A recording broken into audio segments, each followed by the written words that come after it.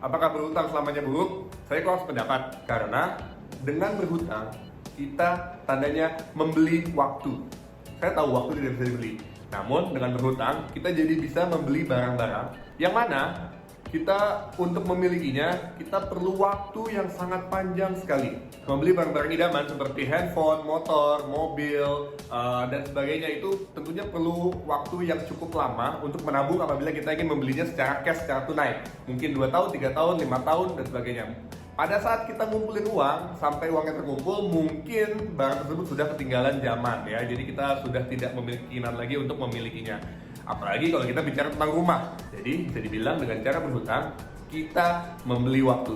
Misalnya kita mau beli rumah sehari 1 miliar, kita menabung sebulannya 5 juta rupiah, itu kita butuh waktu hampir 20 tahun lamanya.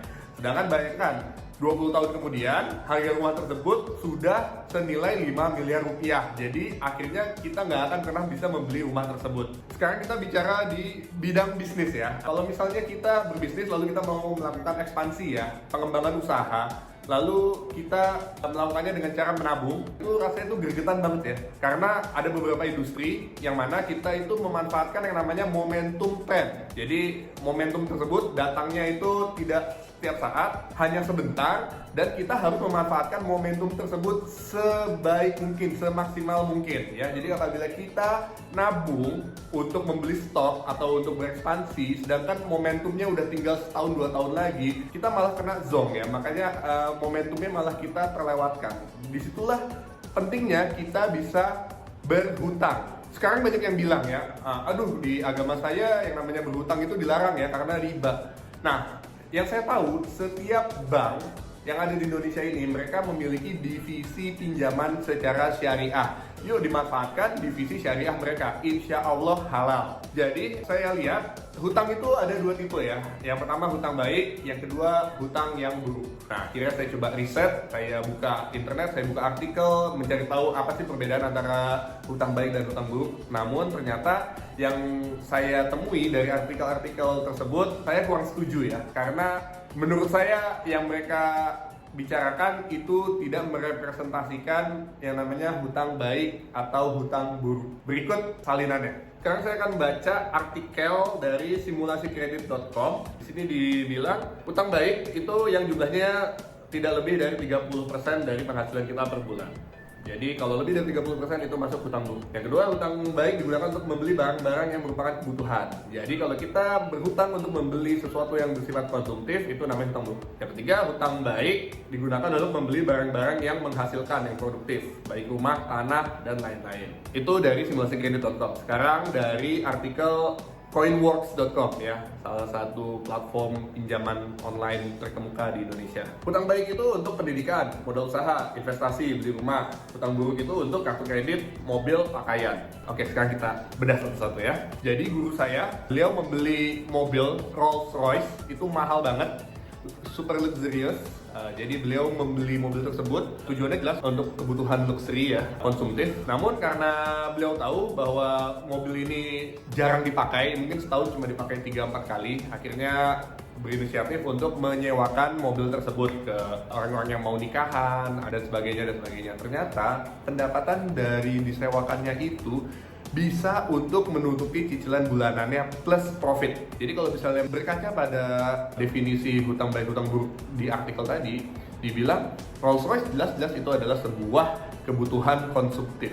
Tapi guru saya bisa men-tweak sedemikian sehingga yang tadinya sesuatu yang bersifat konsumtif tapi ternyata bisa menghasilkan uang dengan berhutang. Teman saya kemarin ke Swiss, dia beli jam Rolex baru menggunakan kredit card, harganya ratusan juta. Jadi emang dia beli tujuannya emang buat konsumtif. Sebulan kemudian, pada saat kredit cardnya itu mau jatuh tempo, dia iseng ngecek harga pasaran jam Rolexnya tersebut berapa sih di Indonesia. Ternyata pas dilihat harga pasarannya, yang secondnya itu lebih tinggi daripada pas dia beli. Jadi akhirnya ya udahlah dijual aja sama dia. Hasilnya itu dipakai buat nutupin utang kartu kreditnya, plus dia dapat profit. Jadi menggunakan kartu kredit untuk belanja sesuatu yang konsumtif belum tentu itu hutang yang buruk, karena ternyata menghasilkan uang. Jadi dari contoh-contoh real case tadi yang terjadi di dunia ini, saya akhirnya berinisiatif membuat definisi tersendiri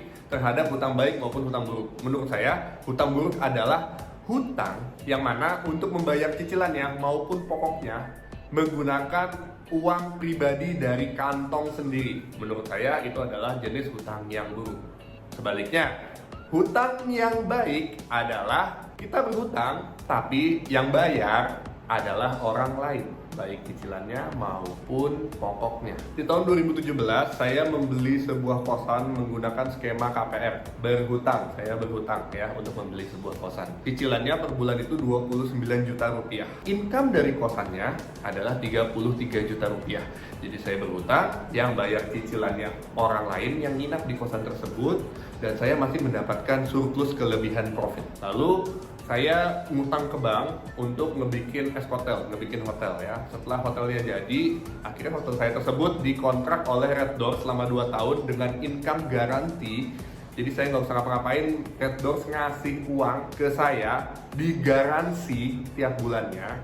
Besarannya itu cukup untuk menutupi cicilan bank plus profit yang lumayan signifikan. Jadi menurut saya, tidak peduli kalian mau berhutang digunakan untuk kebutuhan apapun, asal kalian yakin bahwa yang nantinya akan membayar baik cicilan maupun pokok hutangnya adalah orang lain, maka hutang kalian adalah hutang baik dan kalian harus melakukan itu sebanyak-banyaknya. Kalian bisa ikut tender proyek pemerintah yang mana pembiayaan untuk menggunakan proyeknya itu menggunakan bank, lalu setelah proyeknya selesai kalian dibayar oleh pemerintah, kalian tutup hutang ke banknya dan kalian bisa mendapatkan profit.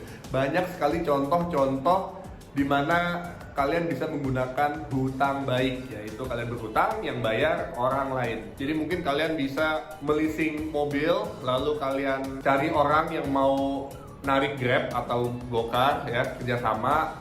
Income dari bagi hasilnya itu bisa untuk menutupi cicilan bulanannya, itu juga sesuatu yang bagus. Jadi nanti setelah cicilannya selesai, mobilnya buat kalian plus profit. Jadi kalau misalnya kalian sudah menemukan formula seperti ini ya, yang mana kalian tuh sudah bisa dengan sangat yakin bahwa kalian akan berhutang tapi yang bayar adalah orang lain, maka kalian tidak perlu takut. Mau hutang kalian ratusan miliar pun kalian pede, kalian berhutang, yang membayar adalah orang lain. Oke, sekian video saya kali ini. Yuk leave a comment, kita diskusi. Mungkin ada yang kelupaan atau ketinggalan, kita diskusi bareng. See you on the next video.